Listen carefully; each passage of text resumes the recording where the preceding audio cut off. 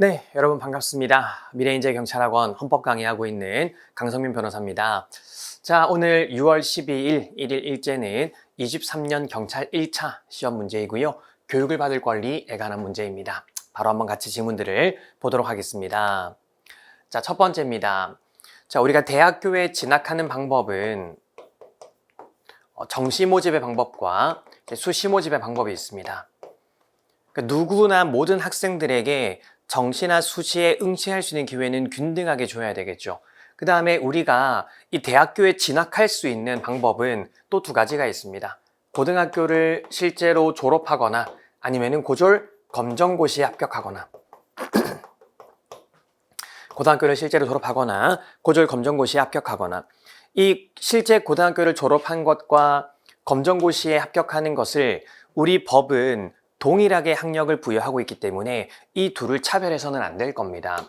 그래서 고등학교를 졸업한 친구들도 정시 모집과 수시 모집에 응시가 가능해야 될 거고 검정고시에 합격한 친구들도 정시 모집뿐만 아니라 수시 모집 응시도 가능해야 되는데 교육대학교에서 이 수시 모집을 뽑을 때 검정고시 출신들한테는 수시 기회를 주지 않겠다라고 한 겁니다. 특히 여러분들 다들 경험하셨겠지만 최근에는 이 수시로 대학을 가는 방법이 점점점 많아지고 있잖아요.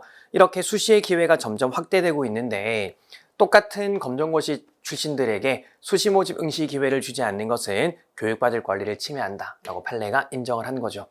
자, 그래서 검정고시로 고등학교 졸업 학력을 취득한 사람들의 검정고시에 수시 모집 지원을 제한하는 내용의 국립교대 수시 모집 입시 요강은 검정고시 출신자들을 합리적인 이유 없이 차별함으로써 균등하게 교육을 받을 권리를 침해하는 판례 맞습니다. 1번 옳은 지문이고요. 자, 2번입니다. 헌법은 국가의 교육권한과 부모의 교육권의 범주 내에서 학생에게도 자신의 교육에 관하여 스스로 결정할 권리, 즉 자유롭게 교육받을 권리를 부여하고 학생은 국가의 간섭을 받지 않고 자신의 능력과 개성, 적성에 맞는 학교를 자유롭게 선택할 권리를 가진다. 즉 학생도 국가의 간섭 없이 학교를 자유롭게 선택할 권리, 이런 자유권을 가지고 있습니다. 옳은 지문이고요.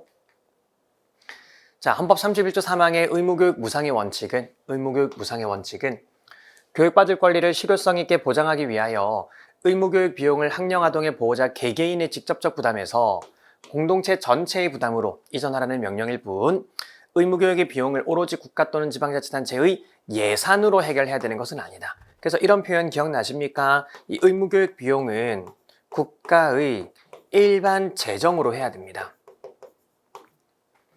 그렇기 때문에 이거를 여러분 학교용지 부담금 사건 기억나시는지 모르겠는데 학교용지 부담금을 누구에게 걷는 건 위헌이다. 수분양자, 분양받는 사람들한테 걷는 건 판례가 위헌이다 라고 이야기를 했다가 이 일반 재정이 언제나 조세를 의미하는 것은 아니기 때문에 약간 말바꾸기를 한 거죠. 언제나 조세를 의미하는 것은 아니기 때문에 여기에 대해서 누구한테 부담시키는 거? 개발사업자에게. 개발사업자, 이 주택 재개발을 통해서 돈을 많이 버는 개발사업자에게 부담시키는 것은 판례가 합헌이라고 봤었죠.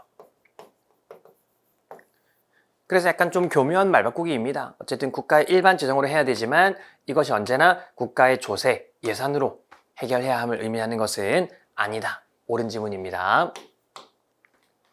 자, 마지막 4번입니다. 학교폭력 가해 학생에 대해서 수개의 조치를 병과하고 우리 학교폭력 가해 학생한테 할 수 있는 게 사과명령, 교내봉사, 아니면 교외봉사, 전학, 아니면 정학, 아니면 퇴학, 이런 여러 가지 조치들이 있을 텐데요. 이런 조치들은 하나만 하는 것보다는 그 학생의 상황에 맞게 좀 여러 개를 적절히 섞어서 하는 게 나을 수도 있습니다. 그래서 수개의 조치를 병과 여러 개 합쳐서 병합해서 부과하고 있고요. 그 다음에 출석 정지를 때릴 때는 기간에 상한을 두고 있지 않습니다. 그 이유는 출석 정지 기간에 상한이 정해져 있으면 그 기간이 지나면 학생은 반드시 돌아와야 될 것이고요. 그러면 오히려 피해 학생이 가해 학생과 분리되는 시간이 확보가 안 될 수도 있어요. 그래서 피해 학생과 가해 학생의 효과적인 분리를 위해서는 좀 학교에 맞게, 학교의 사정에 맞게 출석 정지 기간을 운영을 할 필요가 있습니다. 그래서 이 사안, 가해 학생에 대해서 수개의 조치를 병고하고 출석 정지에 상한을 두지 않은 것은 이 가해 학생의 자유롭게 교육받을 권리를 침해하지 않습니다. 4번이 틀린 지문이네요. 그래서 오늘 문제 정답은 4번이었습니다. 자, 오늘은 교육받을 권리에 대해서 알아보았습니다. 저희는 내일 뵙도록 하겠습니다. 수고하셨습니다.